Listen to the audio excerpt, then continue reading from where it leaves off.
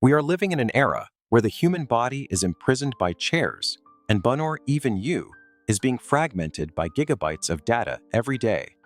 The weight of constant information creates a heavy fog in the mind, making it impossible to see clearly through the endless stream of notifications and tasks.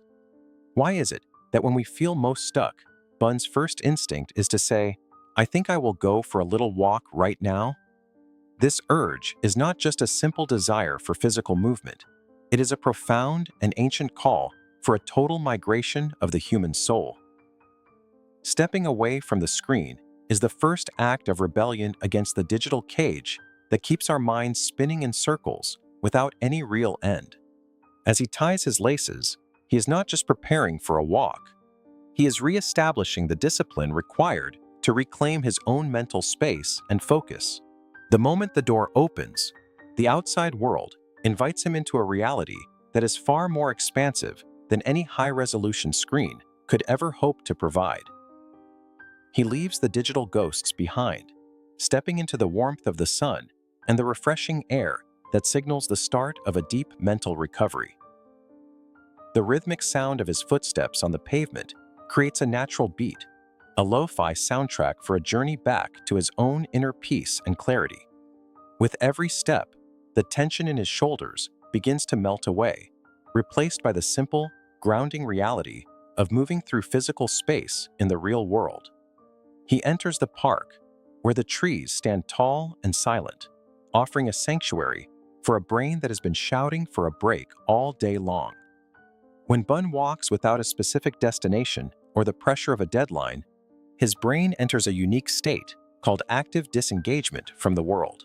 In this state, the prefrontal cortex, the part of the brain responsible for complex planning and decision-making, finally gets the chance to rest and recover its strength. As he moves through the greenery, the biological indicators of stress begin to fade, replaced by a sense of calm that only nature and movement can provide. This is the laboratory under his heels, where chemicals are balanced and the mind is allowed to wander freely without being tethered to a digital tether. Imagine your mental clutter as physical objects. For Bunn, walking is the process of organizing these floating icons into their proper places in his mind. With each step, the chaos of his thoughts is systematically sorted. The rhythmic movement helps him regain his internal locus of control over his life's messy details. He is no longer a victim of his circumstances. He is the master of his own internal environment, organizing his reality through the simple act of walking. Walking stimulates the production of BDNF, a vital protein that acts like a fertilizer for the brain, promoting the growth of new, healthy neural connections. Brain-derived neurotrophic factor is the secret ingredient that turns a simple stroll into a powerful session of brain reconstruction and cognitive enhancement for anyone. His brain is literally rebuilding itself, creating paths that allow for faster thinking, better memory, and a more resilient response to the stresses of modern life.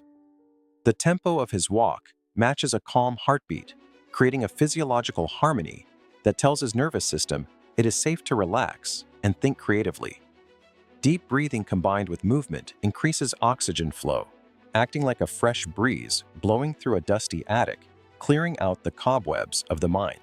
It's the overworked parts of his brain finally get to chill out. This cooling effect is essential for preventing burnout and maintaining long-term mental health and productivity. Like a bowl of dirty water that becomes clear when left still, walking allows the mental sediments to settle, leaving behind a clear and focused mind. Walking is the process of cleaning the cognitive waste. It is the ritual of resetting the mind so that we can see ourselves and our problems clearly. This is the moment of reconnection. Bunn is no longer just a brain in a jar.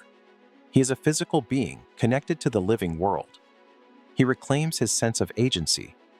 By choosing where to walk, he reminds himself that he has the power to choose his own direction in life. The mental waste of the day is swept aside, leaving space for new ideas and fresh perspectives to take root and grow in the fertile soil. His vision is no longer clouded by the blue light of screens. He sees the world in its full, vibrant color, ready to engage with life again. As grounding himself in the present moment, Bunn realizes that the solution to his problems often starts with the very next step he takes on this path. Great thinkers throughout history have known this secret.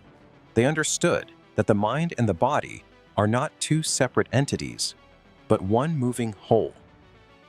Walking through these historic spaces, we follow in the footsteps of those who walked their way into some of the greatest ideas in human history.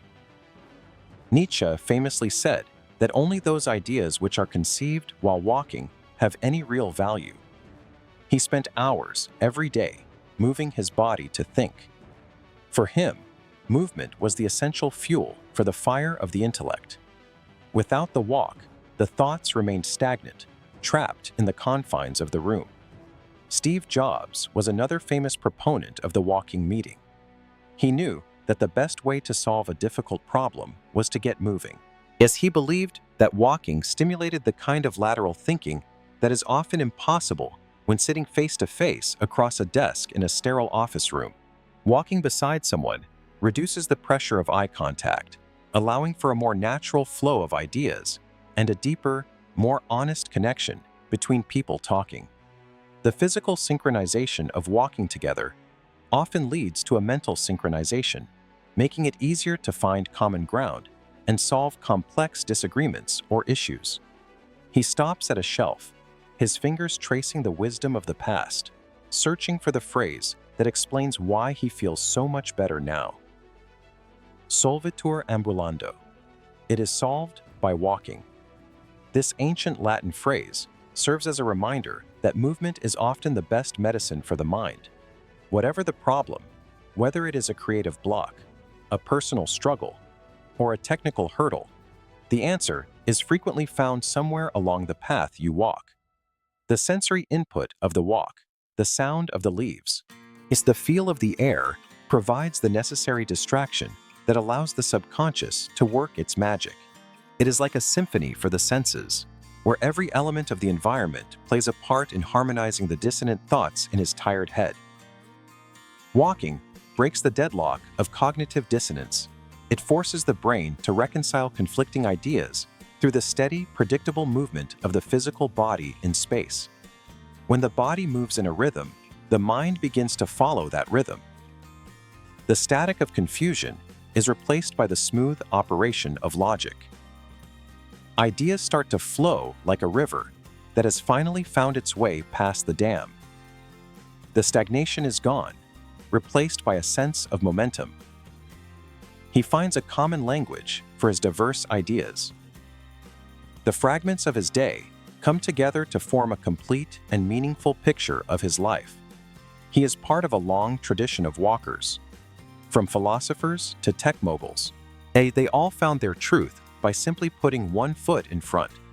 He understands now that to think better, he must move more.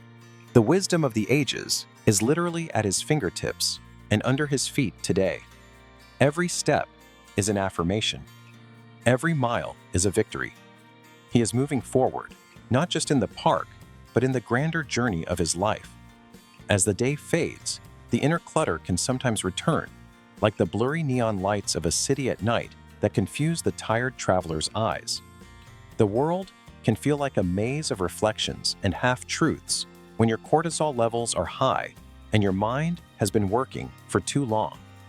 This mirror maze is the physical manifestation of overthinking. Everywhere he looks, he sees another version of his own stress and his own deep-seated fatigue. The reflections are distorted by his anxiety.